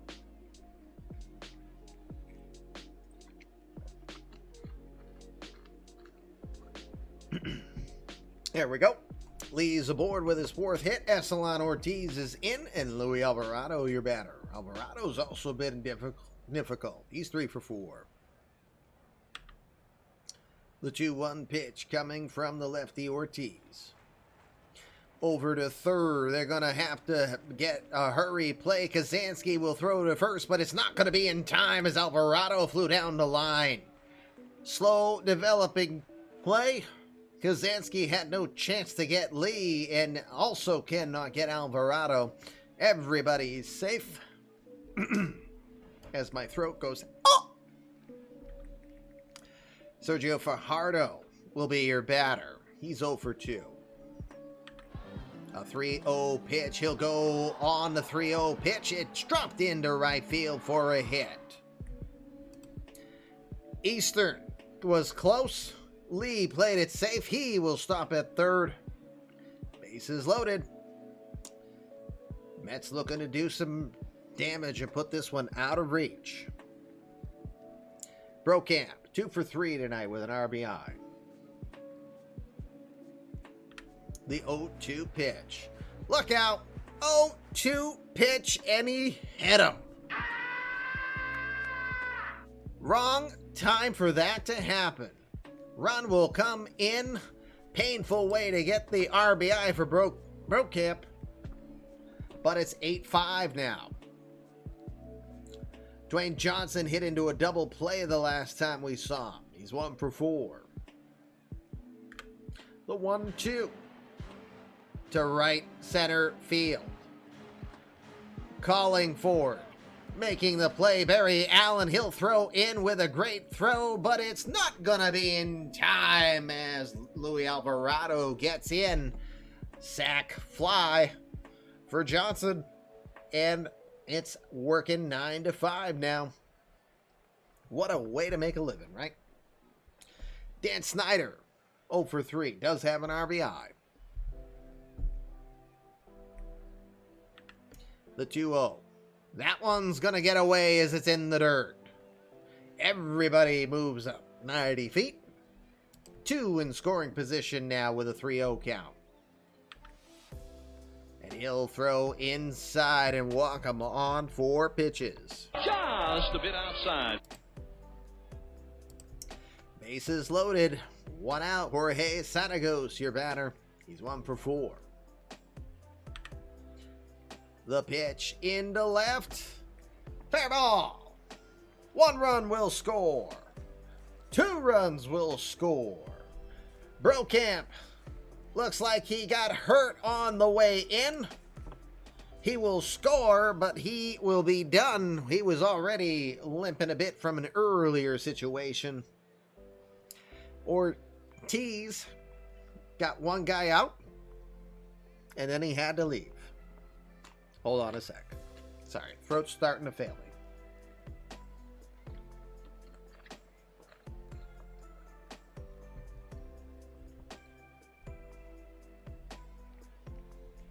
All right, let's keep her going. Juan Arroyo coming in. Arroyo with a high 5 ERA here for a guy who pitched Double-A last season, the 25-year-old lefty from Gainesville, Florida. Eddie Wakefield, the switch hitter, goes to the right side of the plate. He's 1 for 4 with a 2-run homer. The 1-2 pitch from Arroyo. He got him swinging on the cut finger fastball. That's his 3rd strikeout tonight. First strikeout for Juan Arroyo. 2nd out here, bottom of the 8th. Luis Soto, your batter. Soto tonight, 1 for 4. The 1-2 to him. Got him looking. Fatality. Cy will be retired, but the Mets will strike for 4 runs. 4 innings with crooked numbers put up. After 8, it's Mets 11, Angels 5. Fred Rogers will try to get the 3-inning save here, possibly. We'll see. Juan Ramos, Zaire Eastern, Ben Wynkoop due up.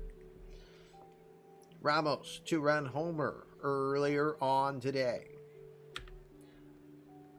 0-1 pitch. Over to third. Johnson has it. Throws to first in time to retire Ramos by a couple steps. 1 out. 1 second.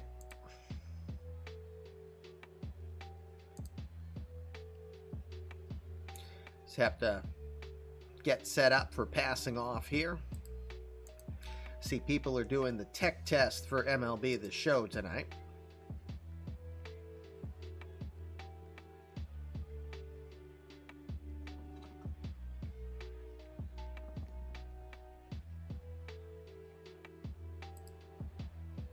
Hold on.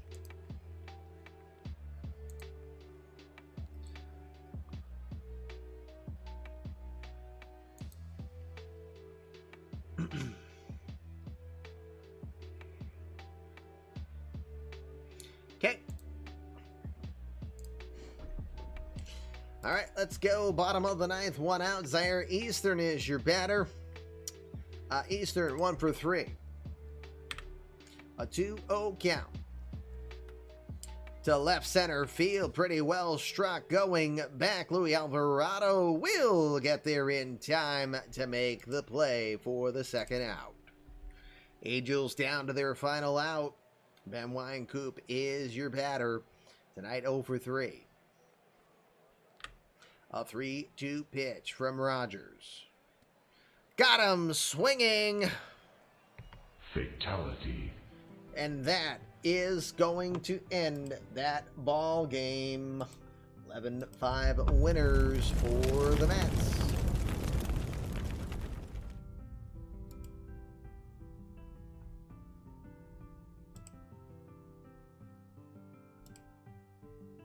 As we'll look at this one real quick and switch over. 6 hits on the day for the Angels, but you had 2 home runs. So look at this. You had 5 of them were extra bases, just 1 single. You had a double for Castillo, a double for Eastern, a triple for Altman, a home run for Thornton, and a home run for Juan Ramos. At least they went long when they hit the ball.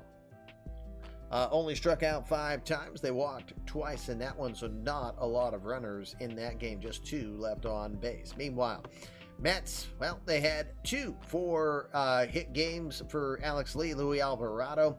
Jeff Brokamp, 2 hits before he left with an injury, and Jorge Sanagos also with a 2-hit game. Let's see. Pedro Gonzalez, 6 innings, 5 hits, 5 earned runs, benefactor of the offense behind him, but improves to 2-0. Fred Rogers goes 3 innings, just allows 1 hit, strikes out 2, and gets a 3-inning save for community credit player Statsmonger. Dan Pratt, 2 1/3, 6 hits, 4 earned runs. He walked 2, he struck out 1. He did not look sharp at all. Hey, King Butcher, congrats, you are the player of the game. You set the regular season game record for runs with 4, and Jeff Brokamp injured while running the bases. We will quick sim the day. Let's look at the games. Marlins beat the Rockies 9-6. Hey, VC, there's still a chance. Cubs beat the Phillies 6-1. By the way, let's do a poll here. We can raid Nutsy Poo. We could raid Dishnet. I know Spore is on, but again, I would rather raid people that know I exist. I see some other people doing MLB The Show tests. No, we're not going over to Amaranth. So anyway, I'll let you guys decide where you'd like to raid. It's either, from my vantage point, it's either Nutsy Poo, who's doing a test of MLB 23, if you guys are interested in that, or we'll go to Dishnet, who is doing the Power Per Pros. So again, Cubs win 6-1. Red Sox will score 3 in the bottom of the ninth to beat the Orioles 4-3. Yankees will win 8-7, but they needed 3 in the bottom of the ninth after the Rays scored 5 in the top of the ninth. Mets will beat the Angels 11-5. Pirates double up the Expos with a 12-6 victory. Ismael Bracamonis now 20 home runs in Winter League. Yikes. Doesn't belong in Winter League at this point. Astros beat the Royals 15-6. Jays 6. Indians 3. Nationals will win against the Athletics 4-2. The White Sox will win 8-0 against the Braves. Dodgers will win 6-5 against the Mariners. Tigers win 11-4 against the Stags. That's a lot of field goals in that 15-6 game. Yes, it is. Reds beating the Brewers 11-4. They scored 6 runs in the bottom of the 8th to put that one away. Had 4 home runs on the day as well. Diamondbacks beat the Twins 9-4. The Rangers beating the Padres 10-1. And finally, the Cardinals beating the Giants by a 17-5 score. We jump in on the boss battle. We will sim the day so you can see what we've got for a final situation on today's show. Remember, tomorrow night, 7 o'clock Eastern, we will finish off the regular season of Winter League. And then Friday night, we will do round 1, best of 3, between the top 4 teams in the tournament.